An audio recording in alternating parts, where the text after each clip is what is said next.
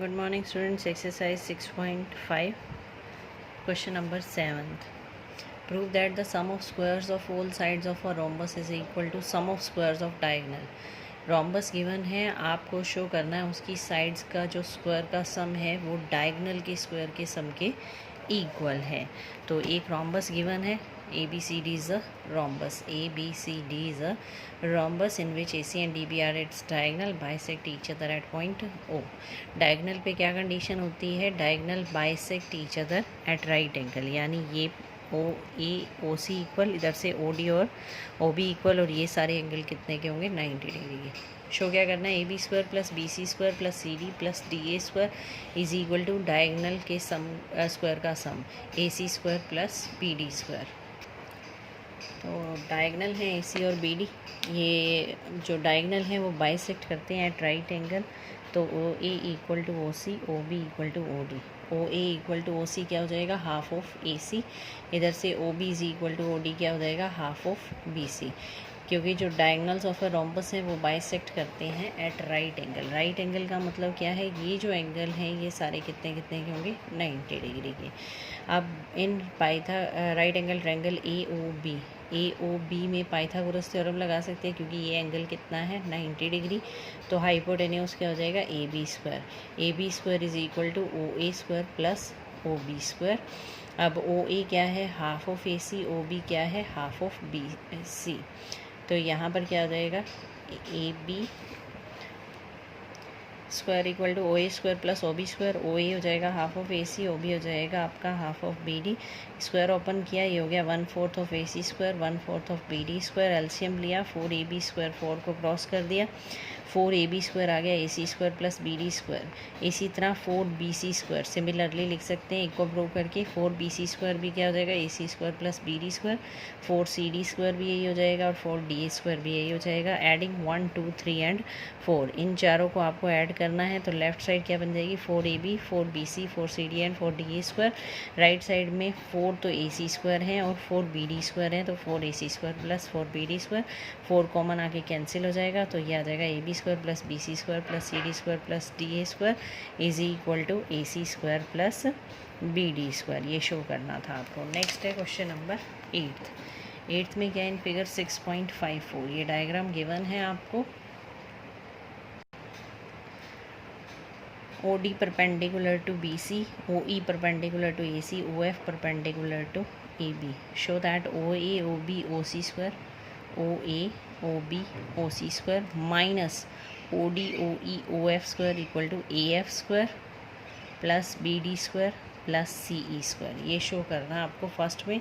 Second में है AF BD CE, यानी ये जो है शो किया उसी को AE स्क्वायर CD स्क्वायर और BF स्क्वायर का सम शो करना। गिवन क्या है? O is the point in the interior of triangle ABC, OD perpendicular to BC, OE perpendicular to AC and OF perpendicular to AB। सबसे पहले construction join किया हमने AO, BO और CO को।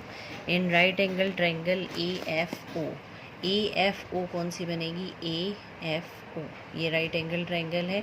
इसमें क्या है? पाइथागोरस थ्योरम लगाएंगे। AF square is equal to OA square plus OF square, OA square minus OF square, क्योंकि यहाँ पर OA क्या है? हाइपोटेन्यूज, 90 के सामने होता है हाइपोटेन्यूज। तो AF स्क्वायर क्या हो जाएगा? OA square minus OF square. Next है राइट एंगल ट्रायंगल BDO, यहाँ पर BD स्क्वायर क्या हो जाएगा? OB square minus OD square. Next है राइट एंगल ट्रायंगल CEO में पाइथागोरस थ्योरम लगाएं तो CE स्क्वायर क्या हो जाएगा आपका? OC square minus OE square. अब सिंपल हमें क्या करना है? इस फर्स्ट सेकंड और थर्ड को ऐड करना है। ऐड करते ही आपको जो प्रूव करना है वो आ जाएगा OA square plus OB square plus OC square minus OD square minus OE square minus OF square. ये आ गई लेफ्ट साइड। राइट में क्या आ जाएगा? AF square plus BD square plus CE square. तो ये था इसका फर्स्ट पार्ट। अब सेकंड में क्या शो करना, A F B D C E square, यानी ये एज इट इज़ है A E C D B F square, यानी सिर्फ इसको थोड़ा सा मैनिपुलेट करेंगे तो ये आपकी राइट हैंड साइड बन जाएगी। लेफ़्ट सेम है दोनों की, इसको चेंज करके राइट हैंड साइड बनाएंगे। तो क्या करेंगे हम यहाँ पर जो फर्स्ट प्रूव किया उसको यूज़ करेंगे, using first O A O B O C O D O E O F A F B D C E square, इनके इक्वल था। तो हमने क्या किया, पेयर बनाने, क्योंकि जो आपको लाना है वो क्या लाना है, ए ई, इनमें से कंबाइन किससे होगा, ओ ए और ओ ई। तो ओ ए और ओ ई को हमने एक ब्रैकेट में लिख लिया।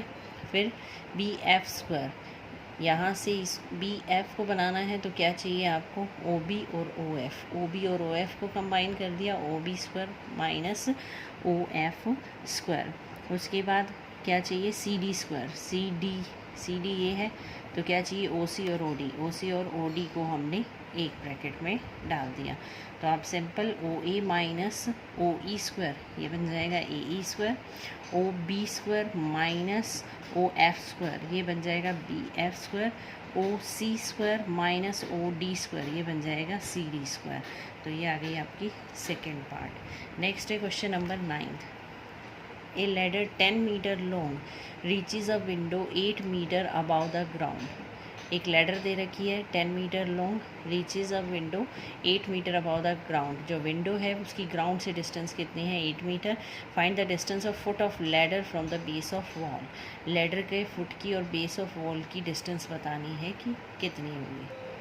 तो ए सी हमने लैडर मान ली, A C, let A C be the ladder, और ए सी कितना दे रखा है 10 मीटर। ए बी की हाइट कितनी थी, बी की ए बी यानी विंडो की हाइट कितनी थी 8 मीटर। तो ए बी हो गया ग्राउंड से विंडो की height 8 metre. Right angle triangle बन गई आपकी ए B C.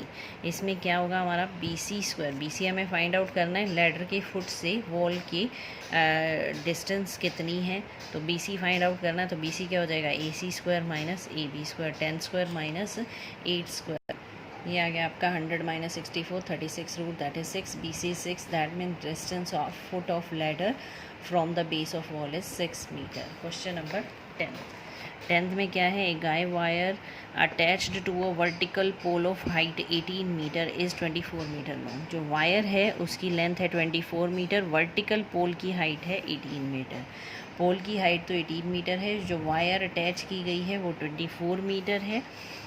Has a stack to the other end, how far from the base of the pole should be stake be driven so that wire will be taut। इसने क्या कहा है, base of the पोल से इसको कितनी दूर ले जाया जाए कि ये अच्छी तरह से टॉट हो जाए। तो आपको ये डिस्टेंस निकालनी है बी सी। सेम क्वेश्चन है जो आपने किया था in right angle triangle, Pythagoras theorem लग जाएगी ए बी सी में। B C is A C square minus A B square, 24 square minus 18 square. ये आ जाएगा 576 माइनस 324 दैट इज़ 252। इसके फैक्टर्स बनाएं, प्राइम फैक्टर्स 2 और 3 बाहर आ जाएगा, 6 रूट 7 मीटर। यानी ये जो डिस्टेंस है ये कितनी है, 6 रूट 7 मीटर। नेक्स्ट है question number 11। An aeroplane leaves an airport and flies due to north at the speed of 1000 km/h and leaves the same airport flies due to west at the speed of 1200 km/h। एक aeroplane है जो airport leave करता है और north direction में जा रहा है 1000 km/h, यानी 1 घंटे में कितने डिस्टेंस के कवर कर रहा है 1000। At the same time another aeroplane leaves the airport. Same time पर दूसरे एरोप्लेन ने लीव किया, flies due to west, west direction में गया, स्पीड कितनी थी 1200 km/h, यानी 1 घंटे में 1200 किलोमीटर कवर किए। How part will be the two planes after 1.5 hour. After 1.5 hour के बाद ये जो दो प्लेन है ये कितनी डिस्टेंस दूरी पर होंगी ये आपको बताना है। तो सबसे पहले क्या करना है हमें, ये जो दे रखा है डिस्टेंस कवर्ड इन 1 आवर कितनी है 1000 km/h का मतलब distance covered in 1 hour 1000 kilometre.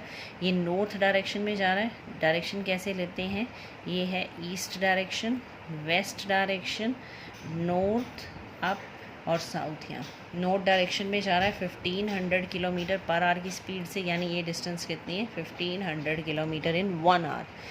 यहाँ वेस्ट डायरेक्शन में जा रहा है 1200 किलोमीटर पर आवर, यानी 1 घंटे में ये जो डिस्टेंस कवर कर रहा है वो 1200 किलोमीटर कर रहा है। बट आपको 1.5 आवर में निकालनी है, तो 1.5 आवर में जो डिस्टेंस है वो कितनी हो जाएगी, 1000 इंटू 3/2 दैट इज़ 1500 किलोमीटर।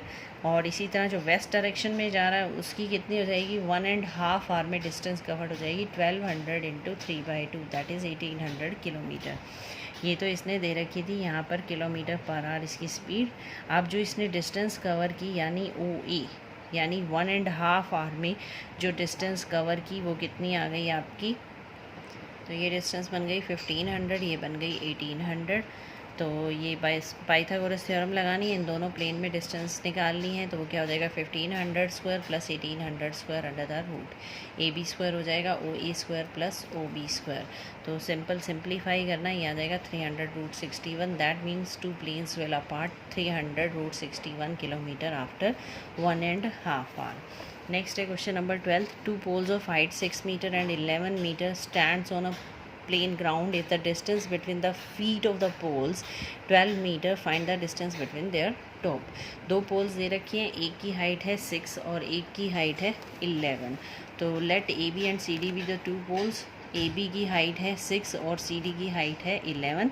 इनकी फुट में डिस्टेंस दे रखी है 12 मीटर, यानी ये जो फुट में डिस्टेंस है BD, ये 12 मीटर गिवन है आपको। डिस्टेंस बिटवीन देयर टॉप्स, आपको टॉप में डिस्टेंस निकालनी है, यानी आपको क्या फाइंड आउट करना है, AC।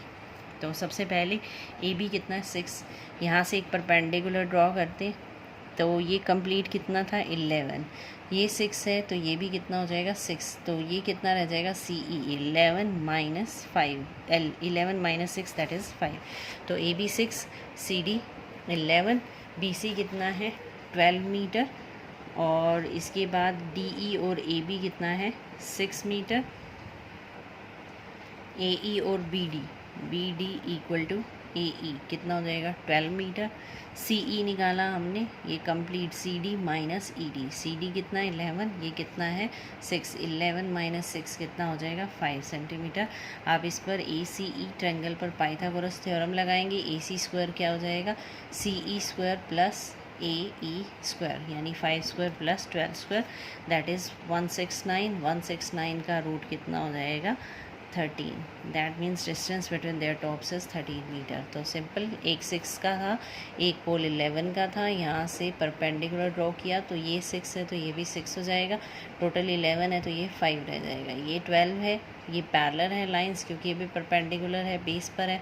हॉरिजॉन्टल लाइन है तो ये दोनों पैरेलल है, इधर से यहाँ ये भी स्ट्रेट खड़े हैं क्योंकि वर्टिकल पोल है 90 के एंगल पर ही खड़ा होता है, तो ये पैरेलल बन गई। तो ये अपोजिट साइड क्या हो जाएगी पैरेललोग्राम की इक्वल, ये 12 ये 5, तो AC हो जाएगा 5 square plus 12 square under the root that is 13 metre. तो ये थे आपके question up to 12। Thank you.